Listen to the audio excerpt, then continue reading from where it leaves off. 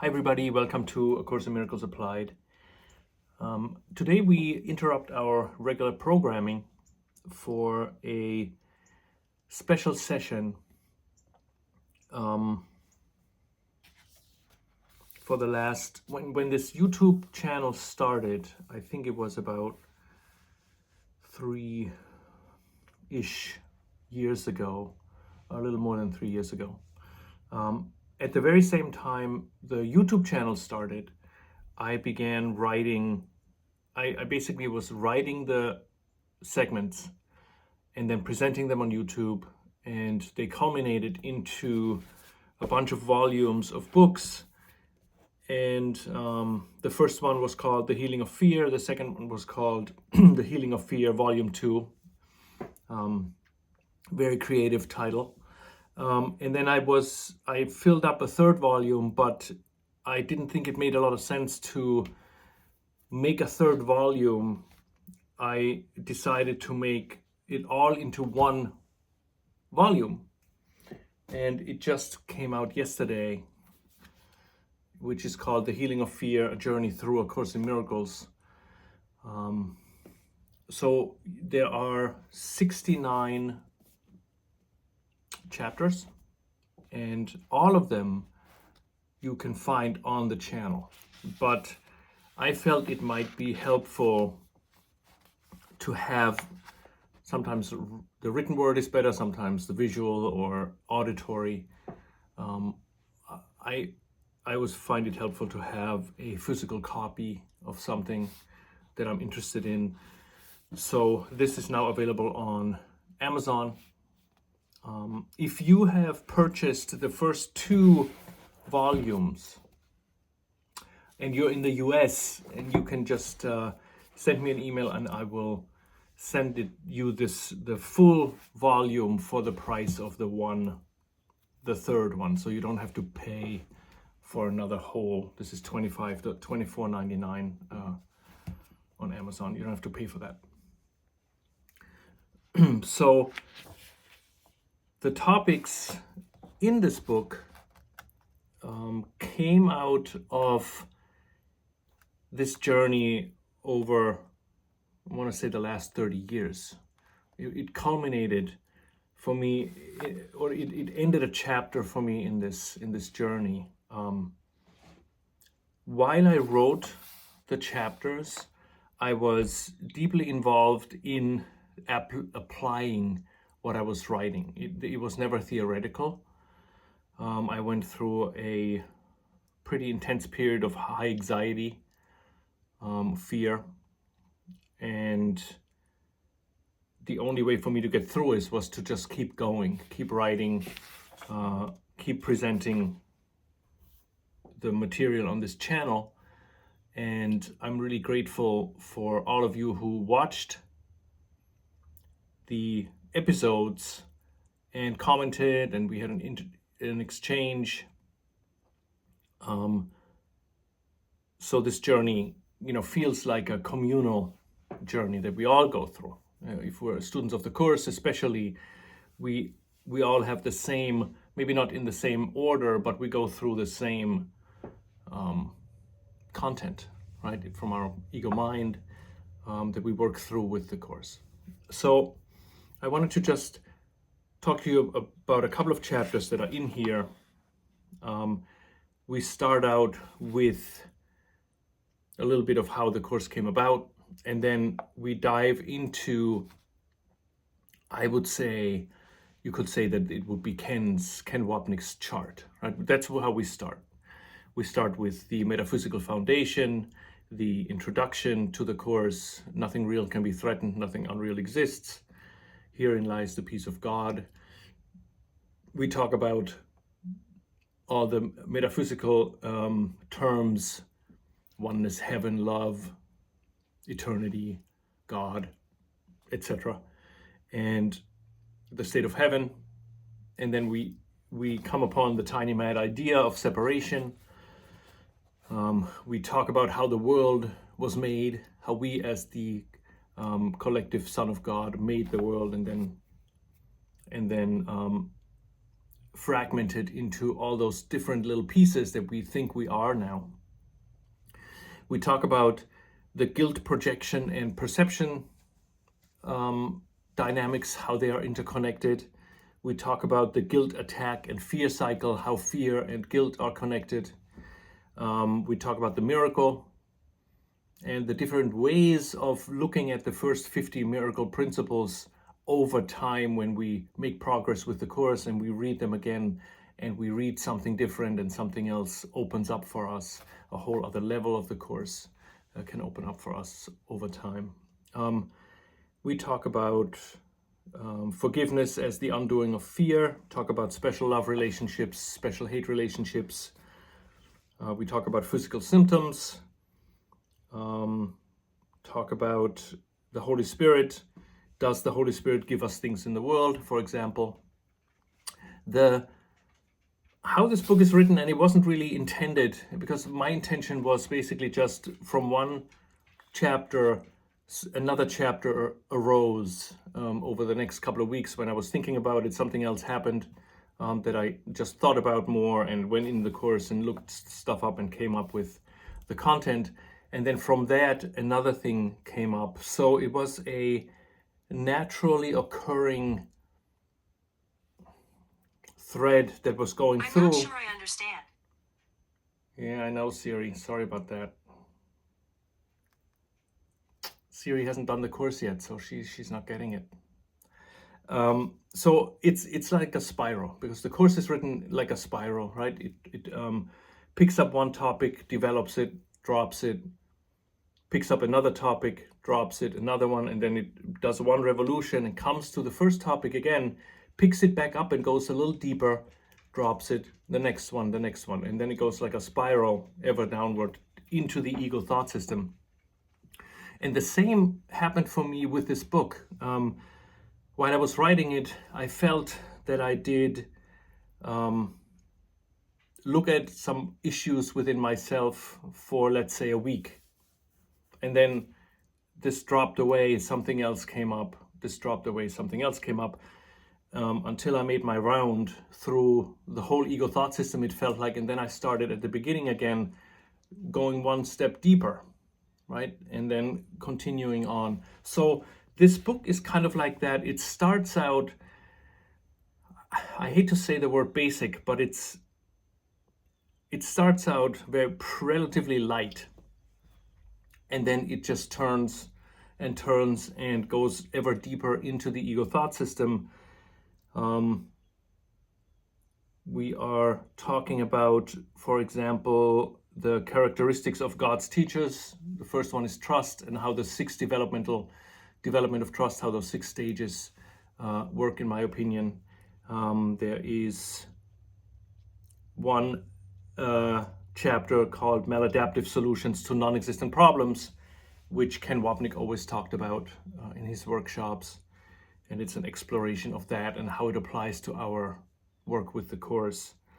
There's one chapter in it that says letters to Jesus. There was a time when I wrote letters to Jesus, and how that affected my work with the course in terms of looking at the ego and bringing the illusion to the truth.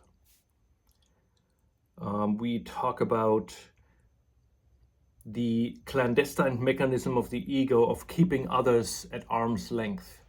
And that's still something I'm working on, which is that I am aware of people, actually, if I'm perfectly honest, it's everybody, when I'm in my ego, to keep them at a certain distance, not completely letting the barriers fall away, the defenses fall away, and let the love flow. When I was at the foundation in '96, and Ken was there a lot, and we spoke a couple of times, and he, after that, I once in a while sent him a fax. Back then faxes were still big, and one fax I wrote him about something I can't remember, and he wrote back and he said, "Let the love flow, Froggy. The rest is simply silly." And that's still something I think about a lot, that letting this love flow, I concluded, and part of writing this book brought me to this conclusion, how intense the resistance is against that, against just letting the love flow, because as the Course says, that love is in the mind of God's Son, the only reality in this world is love. So the flow of love is constant, it's always there between everybody, and we're actively blocking it every second of the day. If we don't feel the full peace, the full force of peace and love within us, that excludes nobody and that includes everybody, we are actively blocking that flow of love that is natural, right, within our mind. So that's a chapter on that.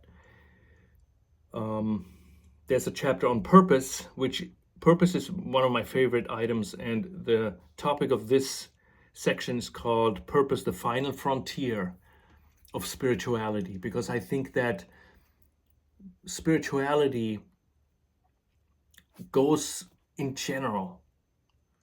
Every spiritual path that I have followed or thought about or read about goes up to a certain point, but no path talks about purpose the way the Course does, right? That things in our lives that are not peaceful are purposive, right? Purposely put there so that we're not experiencing peace.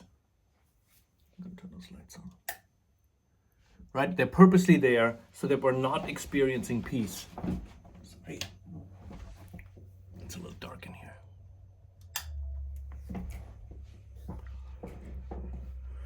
So the Course is kind of the only spiritual path that I know that talks about purpose in such depth that we can apply it to everything in our lives, right? And I was trying to capture that in I think 2 chapters. One is Purpose, the Final Frontier of Spirituality, and then another one that is called Nothing Survives Its Purpose. There's a chapter on the fact that we do not want the peace of God, right? If we read lesson 182, I want the peace of God, we realize eventually in our work with the Course that how much we do not want the peace of God, right? How much we rather want the drama and all the conflicts that we experience. Somebody in our Sunday morning Course class said that DM, the decision maker, is the drama maker. And I love that. That's great. When we're with the ego, we're the drama maker. And then there's a section in here which was a 4-part section, which is the hero's journey in A Course in Miracles. And the hero's journey in A Course in Miracles is based on Joseph Campbell's heroic journey, right? The hero was with 1,000 faces, and I don't know what the other book was called, but because I write other things, I wrote science fiction and stuff like that before I came to the writing of the Course. I wrote a couple of screenplays, and in screenplay school, you learn to have the story structure that follows Joseph Campbell's hero's journey. So my thought was, what if we would discuss the hero's journey, which is us as the decision maker, starting out in the ego thought system and then making our way to the real world. And so basically it was comparing Joseph Campbell's journey that was a little bit changed and made it into movie jargon by Chris Vogler.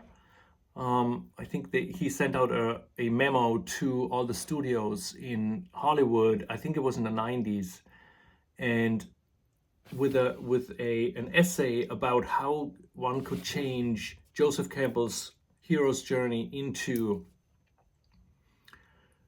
Hollywood story structure. And Star Wars was the biggest one that George Lucas implemented that hero's journey into Star Wars. And I thought it would be great to have our journey kind of as a story structure, a movie story structure, and there are 4 parts to it.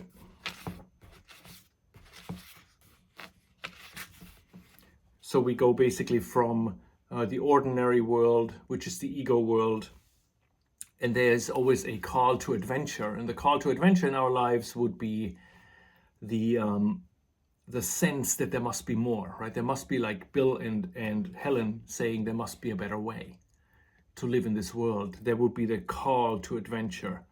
And then we always have this refusal of the call, right? When we say, I would rather stay in the ego than go on this journey with you, Jesus, right? And then we meet the mentor, we meet the course or some other spiritual path. Then we cross the threshold, we commit to the journey. We have tests, allies, and enemies. In this case, those are the laws of chaos that are described in chapter 23. So there's a chapter on the hero's journey as we pass through the laws of chaos and what they mean to our journey.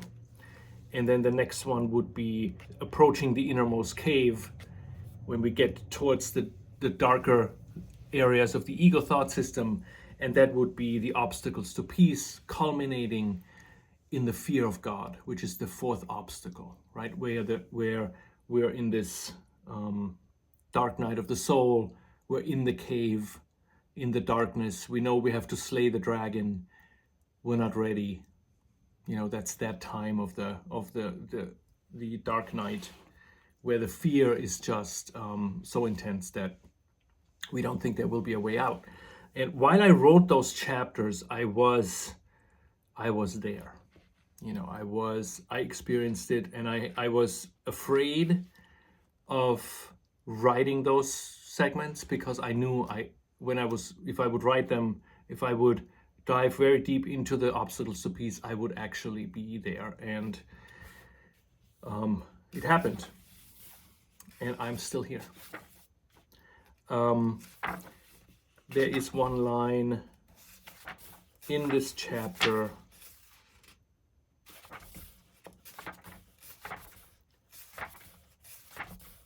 of the innermost cave, where we go into the innermost cave,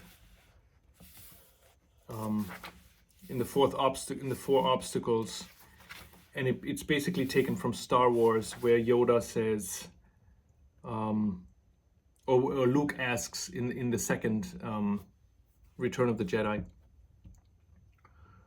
I think it's the Return of the Jedi. It's the second movie, where he trains with Yoda, and he asks what happened. There was a cave, and Yoda says, you have to go into this cave, and Luke said, what will I find in the cave? And Yoda said, only what you bring with you, right? So we bring this guilt with us, and that results in the fear of destruction. So we talk about that at length in those in those 4 chapters. Then there's a chapter on why we suffer, and at that point, this is chapter 51. We're a couple of revolutions down. We're going ever deeper into the ego thought system. Why we suffer is one, and some of the chapters connect to, actually pretty much all the chapters connect to each other, to our journey, our personal journey with the course, and to our application of the material. That's always the number one item for me, is not so much the theoretical, but how is it applicable to us, right? How can we learn with that? There is a chapter that's called the totality of judgment, that when we make a judgment, it must be total. We can't judge one person and look at the other person and not judge the other person. The judgment of the ego is always total. It includes us and includes everything, right? When Jesus says projection makes perception and you cannot see beyond it, that's what he means. We can't see beyond our projected guilt. If we judge one part, we must judge the whole. And it describes what that means to our path with the course, that if we catch one judgment, that means we're fully in the ego thought system. And that's what we then bring to Jesus, right? To the Holy Spirit. Then there is a chapter that's called The Protective Shield of Unawareness. It's based on a line in the Course that talks about the protective shield of unawareness, that the unawareness of our ego, of our judgment, is a protective shield the ego has erected so that we don't go through that shield to the realm where our decision maker can then make a choice against the ego, right? That unawareness is a protective shield that we put in place so that we don't wake up, right? And the focus of the Course would be to look at that unawareness and to realize that whatever is unaware, that's what works in our lives. The parts we're aware of are not usually projected outward. That means that's not an issue. The things we're unaware of, that is the issue. It's the small things, the little judgments. When we cross the street to go to the other side, when we don't pick up a phone call from somebody, or any little things that we avoid or try to go around. Those are those unaware moments, and that unawareness is a shield against the truth. And then there is a chapter on the decision maker and the miracle, how the decision maker and the miracle are connected, because this is a Course in miracles, and the Course is written for the decision maker, right? So that connection we talk about. We talk about one of my favorite chapters is one of the shortest one. It's called Slow is Smooth, Smooth is Fast. And I love watching SEAL Team.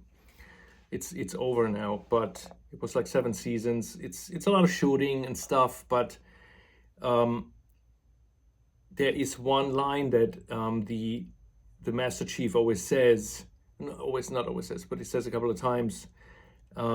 Jason Boreanaz says, slow is smooth, smooth is fast. And it is a thing that came up in the SEALs. It was, they first implemented it, that if we do something slowly, we do it smoothly. And if we do it smoothly, we are the fastest we can be, right? Slow is smooth, smooth is fast. And the same can be applied to our practical study of the Course. The slower we do the Course, the smoother it is. And the smoother it is, the faster we go. So slowing down with the Course means we will go faster. It's a fascinating topic for me. We talk about a line from The West Wing way back when, 20 years ago, and it was from the 3rd episode called Post Hoc Ergo Propter Hoc. And it is, I think it says, before, therefore, causing, right? So if something comes before something, we think it causes it. And we make those causal connections wildly, right? In the Middle Ages, when the witch burnings occurred, when a woman would walk by a horse and the horse would get sick, post hoc ergo propter hoc means the woman walking by the horse is the cause for the horse dying, or the weather changing, or whatever. So applying it to our Course, it means that we make those cause and effect relations in this world real to hide the true cause and effect relationship, which is the mind is the cause and what we see in the world is the effect, right? But with the ego doesn't want us to do that. That is the shield of unawareness, protective shield of unawareness, says that there is a cause in the world and then there's an effect, which is in me. Right? Because this happened, I feel not peaceful anymore. Because my team didn't win. Because I got sick. Because I got fired. Because something else happened.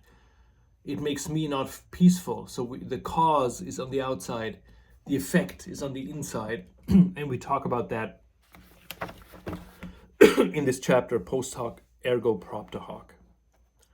There is one chapter in here on page 517, which I really liked to write, because I was a big fan, or I'm still a big fan of Lorena McKenna. She's an Irish, she's a Canadian singer, a songwriter, and she has, published a dozen or so albums over the last 20-25 years. And one of her songs, which is my favorite song of hers, is called Dantes Prayer.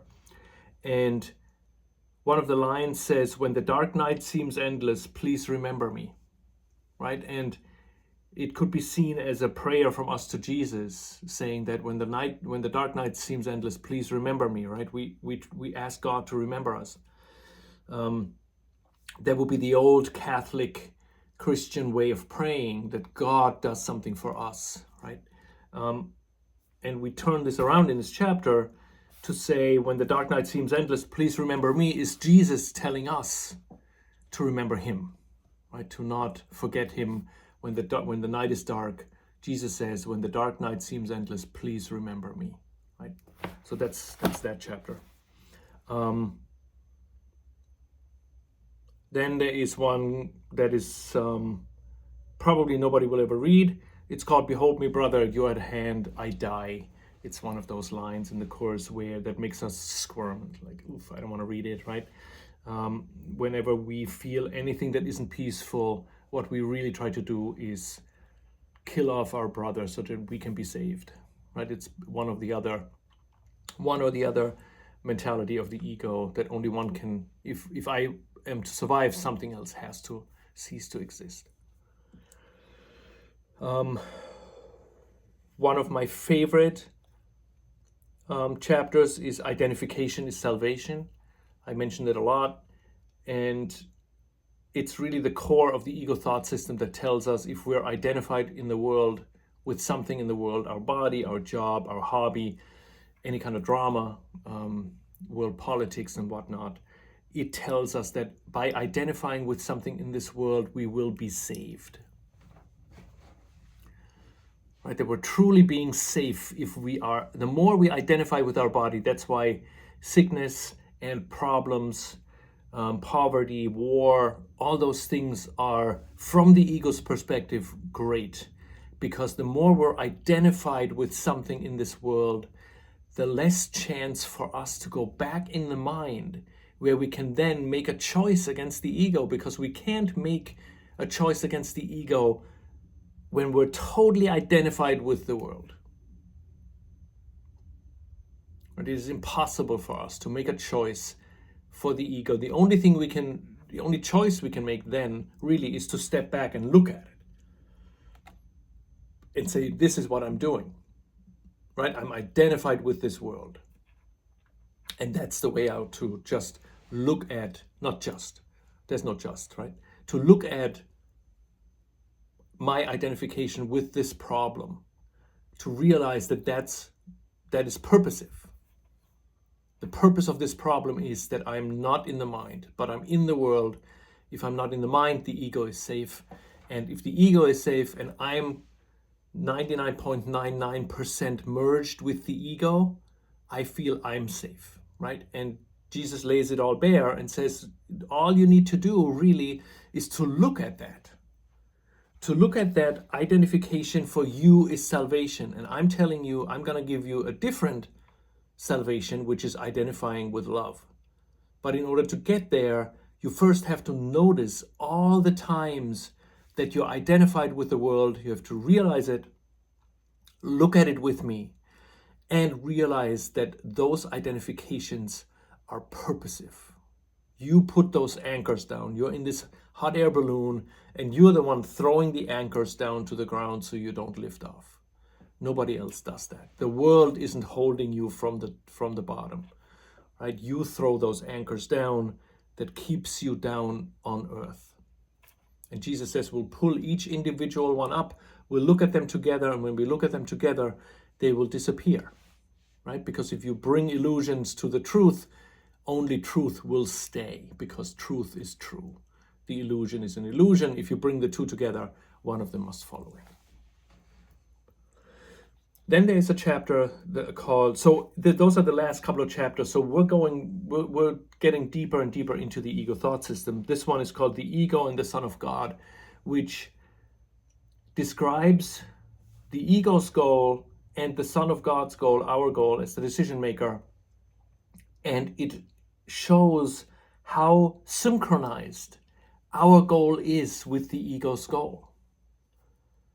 Right? We have to understand that when we're with the ego, our goal with the ego is 100% aligned.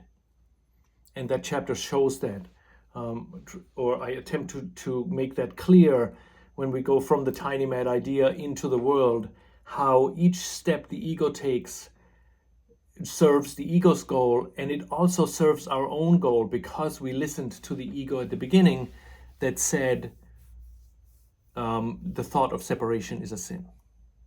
And that's what started it all.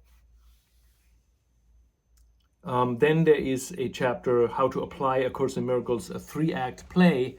So I was thinking about story structure again, and thought of my own process with the Course, where I feel like the Course progress, or the process with the Course, can be seen as a 3-act play. Especially because the Course is written in Shakespearean meter, so there's not a lot of jump we have to do to say, all right, maybe this could be seen and helpful to some people, to some students, to be seen as a 3-act play. The first act with this Course is we dive in, we learn everything, we do the workbook, and we try as best as we can to implement and do what Jesus tells us to do, right? We can't do anything else at that point, because we're bringing with us all this ego background, the past. We bring the past with us, and when we do the Course, we must do the Course from the perspective of our past, right? Which is as an ego, right? 99.9% as an ego. We study the Course as best as we can, and we think Jesus tells us, for example, that we should love our brother, right? Or we see the Christ in our brother. In Act 2, so the first act would say roughly, I can do this, Jesus, I love you, right? I love this Course, I love you, and let's do it, right? Let's go straight to heaven. The second act in every play, in every movie, is the most delicate, because the first one is great. The third one is great because it has a lot of drama and stuff going on. The second act is very hard to write, because you have to kind of establish the story and make it interesting and all that stuff, go towards the third act, but you're kind of like, all right, come on, let's go to the third act, right? And we do the same with the Course, I think. So first act is, I love you, Jesus. I want this Course, I love the Course, let's do it, right? Love is love, one is, everything is one. One love, right? Bob Marley said. Then we get into the second act. The second act says, no way, Jose, right? There is no way I'm going to do what you say, Jesus. It takes a while to go from Act 1, allowing ourselves to feel the resistance and saying, listen, Jesus, this is all fine, but I don't want to do your Course. If I'm brutally honest with myself, I don't want to do it.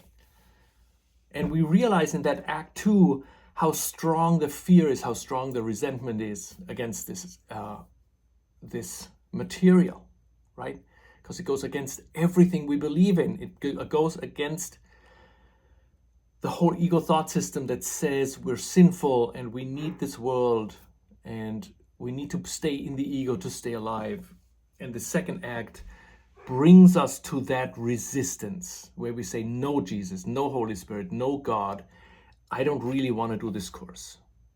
And we need to get through that Act 2 to come out on Act 3, when we then realize what Jesus says in this Course and truly can say, you know what, I now can learn what he talks about. I now can learn how to forgive my brother, how to see the Christ in my brother. I know I can do it. I'm not there yet, but I know I can do it because I have looked at Act 2 at this major resistance against what he tells me. So rebelling against the Course and against Jesus would be the second act. And I think it's crucial for course students to at least know about that that's what's happening. That the goal of the course is to lead us to our deepest resistance against it. Because if we don't know that, we think the course is not working, we close it and we go to something else. And Jesus says, you were just about there. Come back.